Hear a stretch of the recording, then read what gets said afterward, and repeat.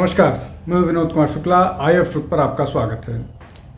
भारत में दंगों का लंबा इतिहास रहा है और उत्तर प्रदेश, बिहार, मध्य प्रदेश, राजस्थान, झारखंड, छत्तीसगढ़, आसाम, पश्चिम बंगाल, केरल, ये ऐसे प्रदेश हैं जहाँ दंगे गाहे बेगाहे होते रहे। और गुजरात में तो 2002 से पहले लंबी फहरिस्त थी दंगों की। और अगर उन्हीं दंगों की बात करें तो 69 में लगभग 6 महीने तक कम्युनल दंगा चला था। लेकिन जब भी दंगों की बात होती है, विशेष रूप से किसी भाजपा शासित प्रदेश की, तो वो घूम फिर करके 2002 के दंगों पर सीमित हो जाता है या केंद्रित हो जाता है। और इस 2002 के दंगों को, गुजरात दंगों को अब तक जीवित रखा गया है और हर व्यक्ति जीवित रखने की कोशिश करता है।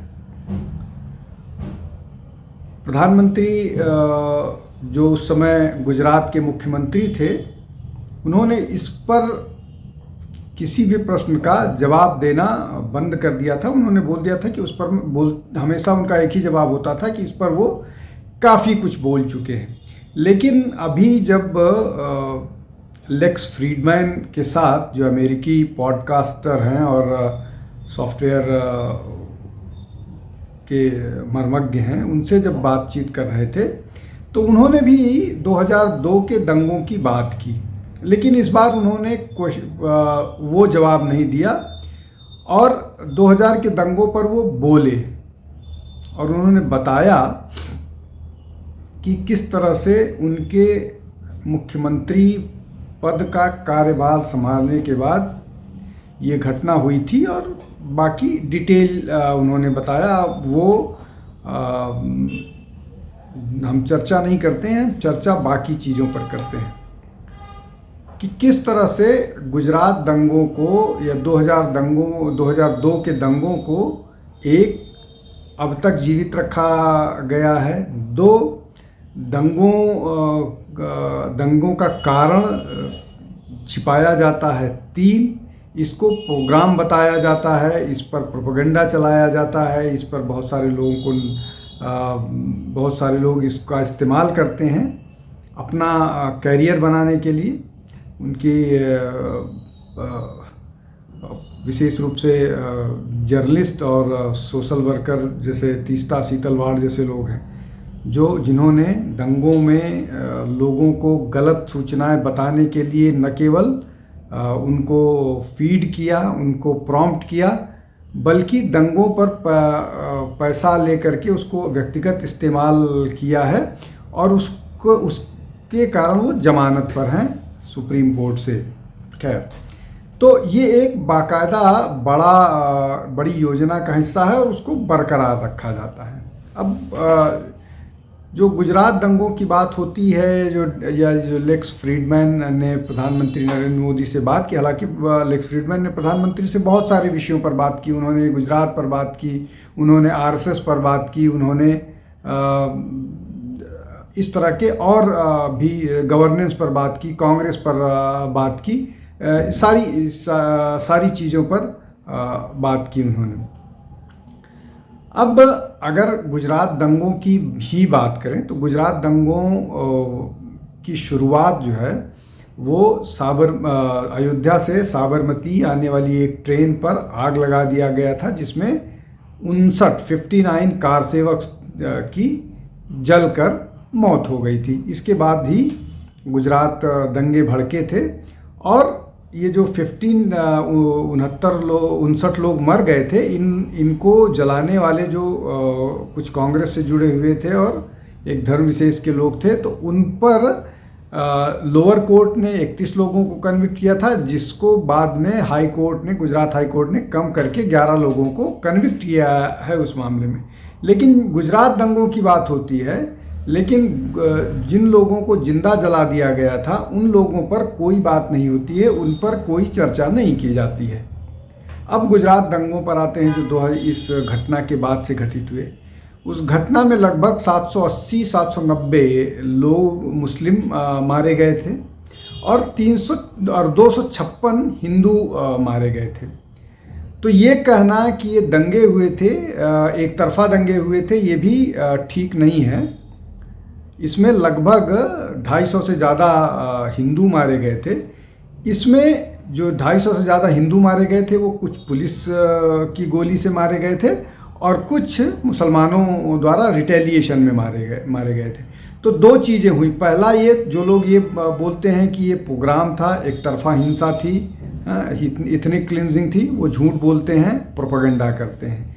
दूसरा ये कि पुलिस ने इसमें कोई कार्रवाई नहीं की थी। अगर पुलिस कार्रवाई नहीं कर रही होती तो पुलिस की गोलियों से कैसे लोग मारे जाते। अब ये ऑफिशियल रिकॉर्ड है जो ये बताता है कि इसमें इतने सारे लोग मारे गए थे।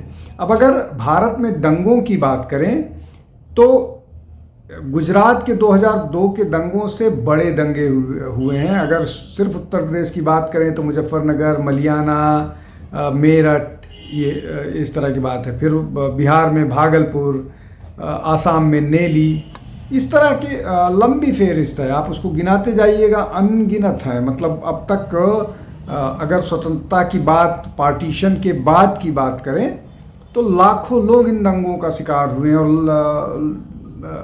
मतलब हजारों दंगे हो चुके हैं पूरे देश में। लेकिन घूम फिर करके मामला आता है 2002 के दंगे पर। चूंकि वो एक इकोसिस्टम है, वो इकोसिस्टम किसी भी तरह से जो मतलब नरेंद्र मोदी को, हिंदुत्व को और हिंदुओं को कटघरे में खड़ा करने के लिए है। उस लेफ्ट लिबरल गैंग का अपना एक एजेंडा है, उस एजेंडे के तहत किया जाता है। इसलिए कि यही सारे लोग 2002 के बाद जब अखिलेश यादव मुख्यमंत्री थे तो मुजफ्फरनगर का दंगा हुआ था, उस दंगे पर सब लोगों ने चुप्पी साध ली थी। जबकि उस दंगे के मामले में हाईकोर्ट ने अखिलेश यादव की सरकार को फटकार लगाते हुए कहा था कि सरकार की निष्क्रियता के कारण, सरकार के एक्शन न लेने के कारण इतना बड़ा दंगा भड़का था।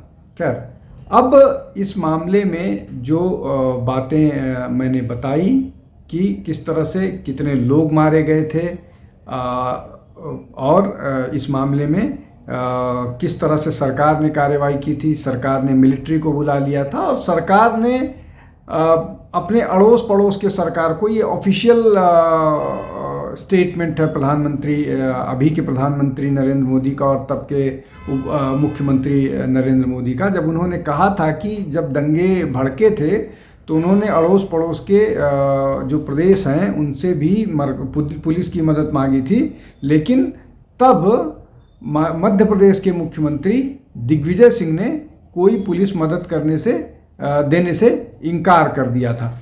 तो ये एक बहुत बड़ा वो है। लेकिन इन सब से महत्वपूर्ण बात ये है कि लंबे समय के बाद प्रधानमंत्री ने इस मामले पर चुप्पी साधते हुए सारे पक्ष को गुजरात दंगों को लेकर के एक्सप्लेन किया कि किस तरह से उन्होंने दंगों को कंट्रोल करने के लिए कार्रवाई की। इसलिए कि गुजरात में ही दंगों का लंबा इतिहास है और उनके मतलब ये उनका कहना है कि उनके मुख्यमंत्री बनने के बाद वहाँ पर दंगे नहीं हुए 2002 को अगर छोड़ दिया जाए तो।